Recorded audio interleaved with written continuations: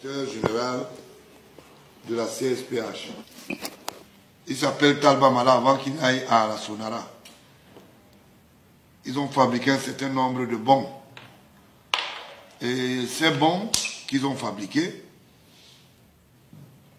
ont prêté le flanc à l'inauguration de son immeuble qu'il appelle, moi j'appelle ça l'immeuble des Messes Noires, la CSPH. Il a voulu faire inaugurer cet immeuble au chef de l'État et il parlait d'une affaire d'investissement de 7 milliards et demi. Or, loin s'en faut, et il y avait le Bogo qui avait dit à partir avec l'histoire de la CRTV. Elles sont complices, et c'est lui qui livrait le sable et les vitres qu'on achetait à Dubaï, un certain nombre de meubles.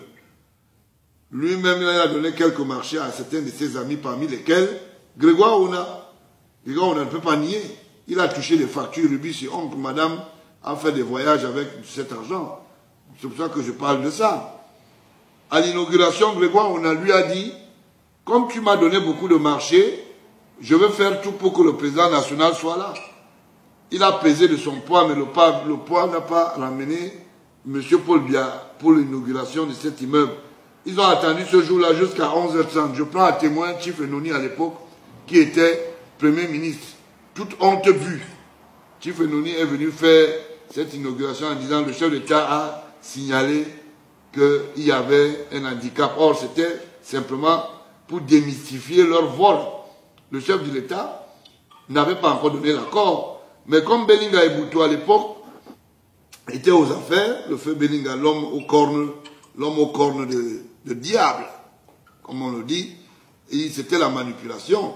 Et pour cette inauguration, ça a facilité la tâche à Madame Belinga qui travaille dans une institution que je vais citer, AES Sonel, sa seconde épouse bien sûr, de gagner beaucoup de marchés. Serge Belinga, son fils, a gagné beaucoup de marchés pour la construction de la CSPH. Vous comprenez que ce n'est pas de mauvais ton de savoir que la maman de Franck Biya, celle qui habite du côté du Golfe, a gagné beaucoup de marchés. C'était l'immeuble des marchés des petits amis. C'est pour cela qu'il sera interpellé entre autres. La même maman de Franck Biya a gagné le marché pour construire ce qu'on appelle un standing, comment on appelle ça, oui, un standing market. Ça veut dire que c'est un marché en face de SHO. Le chantier que vous voyez abandonné là, c'est le chantier de la maman de Franck Biya, dont vous prétendez qu'il est le fils de l'homme qui est aux affaires. Loin s'en faut, c'est pour ça que moi j'aime pas qu'on parle de mon père négativement. Je vous donne cette information pour la vérifier.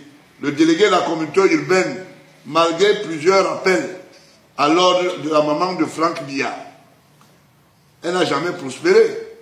En face de SHO, à la montée du marché de l'immeuble de Kamjak. Voilà le marché qui a été abandonné. On a chassé les Camerounais qui vendaient là, les sauveteurs qui vivaient de cette place, les mamans qui vendaient des fruits et tout. Vous avez compris? Ça ne va pas continuer comme ça, jeune homme. C'est fini. La récréation est terminée. C'est comme ça. Donc, que les gens arrêtent un peu leur grande gueule, leur grosse gueule. On les connaît bien. Est-ce que vous saviez que la maman de Paul Biya, de Franck Biya était une prédatrice? Et elle a le courage de dénoncer. Vous savez de quelle région elle est? Vous pensez que quand je parle de Kamto, je ne peux pas parler des Akonoliga? Je ne suis pas de ces jeux. Moi, je ne mange pas dans le plat des gangsters. C'est pour cela que je suis très mal aise. Quand vous dites des choses, vous pensez qu'on va dire. Le problème, par exemple, de Fama Ndongo n'est pas seulement sur l'histoire comment vous appelez ça, des parchemins que vous appelez les ordinateurs. Non, non, non, c'est pas ça. Fama Ndongo est un prédateur. Il a fait une concurrence de l'air, par exemple, à Essoa. Il a construit des chambres et tout un quartier résidentiel pour combattre l'État. Il a volé, je le dis, volé à l'argent avec l'actuel, comment vous l'appelez,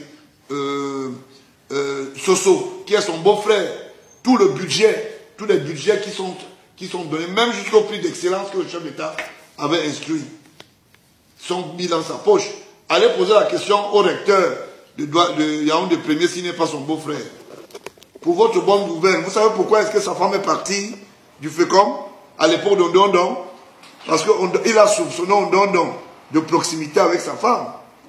Vous comprenez? Moi, je ne suis pas là pour rigoler. Hein. Et je le dis, et je veux le dire fermement, que ceux qui s'amusent avec le Cameroun sachent qu'ils vont trouver Baola en face. Et je ne suis pas seul dans ce combat. Vous comprenez? Donc, quand il a gagné les marchés à travers Ndondon a fermé boutique. Ils ont commencé à prétexter que Ndondon est allé construire un marché à la première dame au niveau de Vomeka. Et c'est pour cela que le chef d'État était pas content de Ndondon, que ça faut. C'était un projet du FECOM, comme dans toutes les villes, hein, on peut construire le marché. Et à cette inauguration, ils peuvent choisir n'importe quelle personnalité pour venir inaugurer cela. On a dû maquiller cela. Il a voulu gagner le chantier de la maison qui est actuellement à côté de cette maison, à côté à l'entrée de la présidence, où on a voulu donner un domicile. Le FECOM disait qu'il construit la maison de résidence du chef d'État après la présidence de la République. Le chef d'État les a rabattu le caquet. Ce que je vous dis, c'est ce que je parle avec mon père. Ce n'est pas une histoire du quartier. Parce que les gens bavardent beaucoup là, le bavardage inutile. Vous comprenez? Donc, quand je regarde, quand je vous dis que Femme Ndongo, je vous donne les injecteurs. Je n'ai pas besoin de dire des choses pour faire des commentaires. Grégoire, on a, c'est la même chose. Quand je dis par exemple que le ministre d'État, j'ai enlevé État, je mets plutôt ministre Laurent Esso. C'est parce qu'il a détourné les biens de l'État, le patrimoine foncier, avec Atout. Atout a l'interdiction de sortie maintenant. En dehors de ça, il a fait les faux marchés à votre Amourou Belinga, où ils ont acheté plein de motos. Ils disaient qu'ils devaient faire l'espionnage, le contre-espionnage dans les quartiers, alors que eux-mêmes, c'est des voleurs. Vous avez compris? Vous pensez que Chantal n'est pas au courant de ça? Moi, je parle avec lui, hein, de vive voix. Parce que les gens bavardent beaucoup là au quartier, disent n'importe quoi. Vous comprenez? Donc, Laurent Esso a tout un quartier qu'il a acheté à travers le patrimoine de l'État, à travers la liquidation ONCPB, dont il a autoproclamé son petit bandit d'Atou pour qu'il gère ça. Dès que vous interpellez Atou, il intervient. Pourquoi? Parce qu'il sait ce qu'il fait. L'histoire du bateau, de la rénovation des bateaux, lui et son frère Moudiki, ils se sont assis, ils ont dit Mbana et là ils se sont reconnus comme des doigts là. Vous pensez qu'on va laisser tout ça? C'est pour vos beaux yeux. La femme de Moudiki et la femme de l'autre, Laurent, ils se sont des amis. Et des amis intimes. Parce que c'est des prédatrices. La direction du protocole, je prends à témoin l'actuel directeur du protocole Bikele, qui fournissait les habits et les vêtements à la direction du protocole. Ce n'est pas la femme de Laurent Esso, avec un petit garçon qu'on appelle Longchamp. Il a un prêt-à-porter en face de l'ancien Fogapé. À l'avenue Kennedy, je donne les indications, je mets quiconque en défi. Vous parlez qu'on va continuer comme ça à s'amuser avec un pays, vous embêtez les gens avec le bavardage inutile. Voilà. Et aujourd'hui, on estime qu'on ne doit pas parler, on parle de qui? J'ai entendu même les gens dire le cœur du pays. Un voleur qui est ministre de la Justice, c'est un voleur.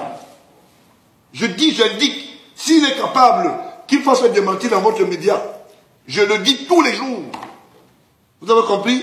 Que les gens arrêtent de nous embêter avec des filous. Qui passent le temps à croire qu'ils sont des grandes personnes. Alors donc, vous pensez que elle n'est pas indiqué d'interpeller M. Cavaille, qui est dans son immeuble de Kamensur, qui est sa société d'assurance, qu'il a mis en liquidation. Il a vendu quelques actions aux Marocains, qui sont ses amis. Ces Marocains avec lesquels il a volé, avec la Ternakuna, volé, je mets volé. Hein?